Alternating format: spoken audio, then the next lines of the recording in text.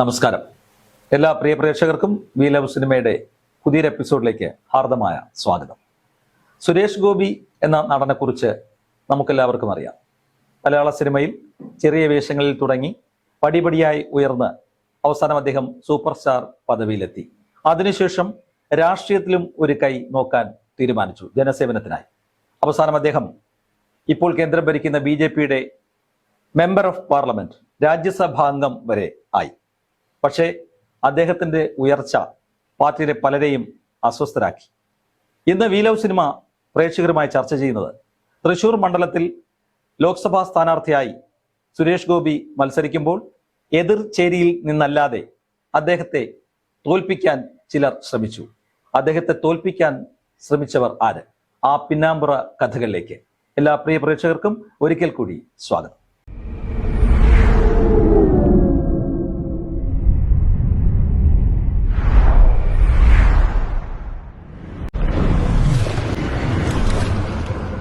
Cinema രംഗത്ത് സജീവമായി തുടരുമ്പോൾ തന്നെ അദ്ദേഹം രാഷ്ട്രീയ രംഗത്തും ഏറെ ശ്രദ്ധ ചെലുത്തിയിരുന്നു. അതിന് ഉദാഹരണമാണ് അദ്ദേഹം ചെയ്ത മാതൃകാപരമായ പ്രവർത്തനങ്ങൾ. ചില ആദിവാസി ഊരുകൾ അദ്ദേഹം ദത്തെടുത്തു. കുടിവെള്ളം ഉൾപ്പെടെ അടിസ്ഥാന സൗകര്യ വികസനത്തിനായി പല ജീവകാരുണ്യ പ്രവർത്തനങ്ങളും അദ്ദേഹം ചെയ്തു. ഇനി നമുക്ക് ലോക്സഭാ തെരഞ്ഞെടുപ്പിലേക്ക് വരാം.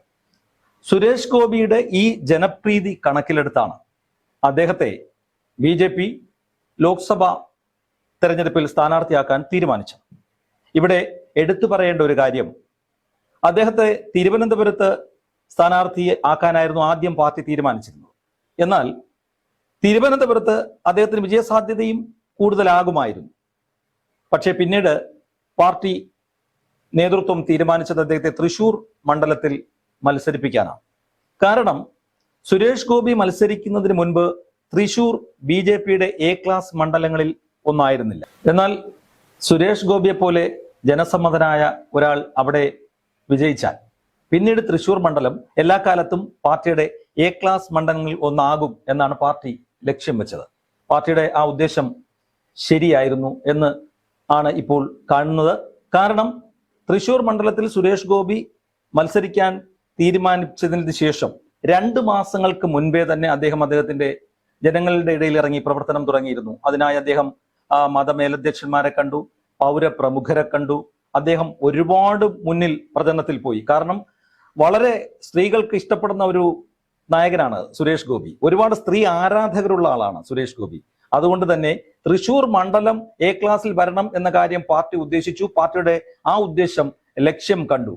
കാരണം സുരേഷ് ഗോപി മത്സരിച്ചതിനാൽ തന്നെ തൃശൂർ മണ്ഡലം കേരളത്തിലെ എല്ലാ ലോക്സഭാ മണ്ഡലങ്ങളെക്കാളും പ്രാധാന്യത്തോടെ കേരളത്തിൽ മാത്രമേ ഇന്ത്യ ഒട്ടാകെ അറിയാൻ കഴിഞ്ഞു. അതാണ് പാർട്ടിയുടെ ആവശ്യവും അതായിരുന്നു, പാർട്ടിയുടെ ലക്ഷ്യവും അതായിരുന്നു. അങ്ങനെ സുരേഷ് ഗോപിയെ തൃശൂർ മണ്ഡലത്തിൽ നിർത്തി പാർട്ടി ആ ലക്ഷ്യത്തിൽ എത്തി. 2, തൃശൂർ മണ്ഡലത്തിലെ വോട്ടർമാരിൽ അധികവും സ്ത്രീകളാണുള്ളത്.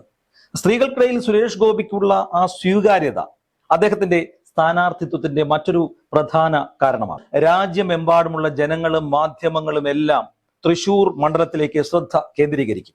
ഇത്തരം തീരുമാനങ്ങൾ മുൻകൂട്ടി എടുത്തു വച്ചിരിക്കുന്നത് കൊണ്ട് തന്നെ അദ്ദേഹം നേരത്തെ തന്നെ മതരാഷ്ട്രീയ പൗരപ്രമുഖരെയെല്ലാം നേരിട്ട് കണ്ടു. തന്റെ വിജയത്തിനുള്ള പ്രചാരണ പ്രവർത്തനങ്ങളുമായി വളരെ നേരത്തെ തന്നെ മറ്റു സ്ഥാനാർത്ഥികളെക്കാൾ ഒരുപാട് മുന്നോട്ട് പോയി.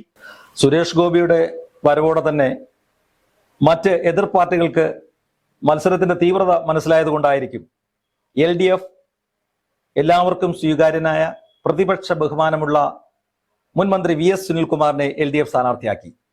UDFും വെറുതെ ഇരുന്നില്ല. അവരും വടകരയിൽ മത്സരിക്കാനിരുന്ന മുൻ മുഖ്യമന്ത്രി K കരുണാകരന്റെ മകൻ, രാഷ്ട്രീയ പാരമ്പര്യമുള്ള K മുരളീധരനെ UDF സ്ഥാനാർത്ഥിയാക്കി.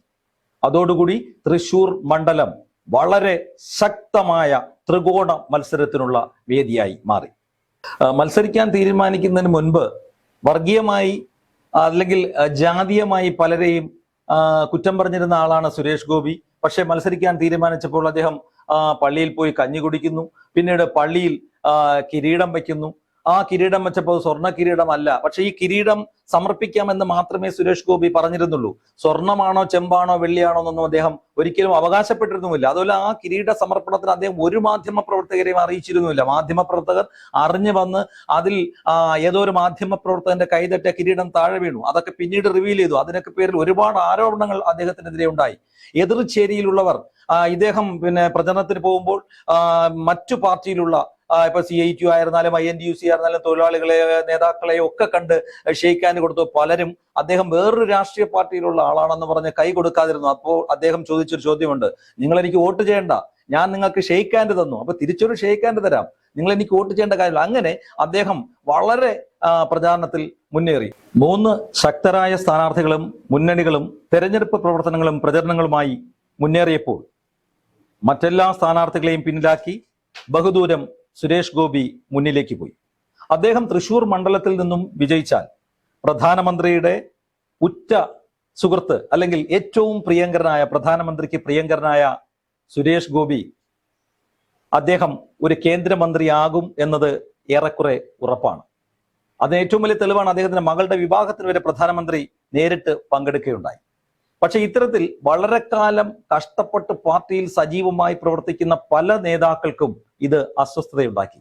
കാരണം വളരെ പെട്ടെന്ന് പാർട്ടിയിൽ വരിക, അദ്ദേഹത്തെ രാജ്യസഭാംഗമാക്കുക, പിന്നീട് അദ്ദേഹം പ്രധാനമന്ത്രിയുടെ ഉറ്റ സുഹൃത്താവുക, എല്ലാത്തിനും പ്രധാനമന്ത്രി അദ്ദേഹത്തെ ചേർത്ത് പിടിക്കുക. അദ്ദേഹം കേന്ദ്രമന്ത്രിയായാൽ അദ്ദേഹത്തിന് മുമ്പേ സജീവമായി വളരെ കാലമായി പാർട്ടിയിൽ പ്രവർത്തിക്കുന്ന പല ഉന്നത നേതാക്കളും സുരേഷ് ഗോപിക്ക് താഴെ ലിസ്റ്റ് ഔട്ട് ചെയ്യപ്പെടും.